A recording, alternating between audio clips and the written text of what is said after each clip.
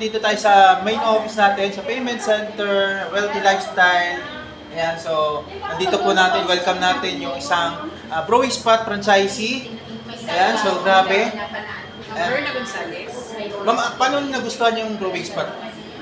Bukod sa talagang, I think na talagang merong income, patok na patok siya sa mga panahon nito, lalo sa mga millennials, sa mga kabataan, at lahat talaga favorite din naman eh.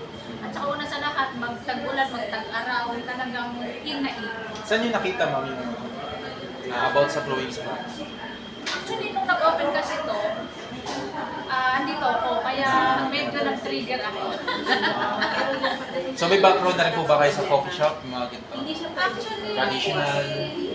Oo, sa traditional. Ma'am, congratulations. Okay. Kasi nandito may Congratulations. Grabe. Thank you. Basta grabe talaga, grabe. Saan yung tatayo yung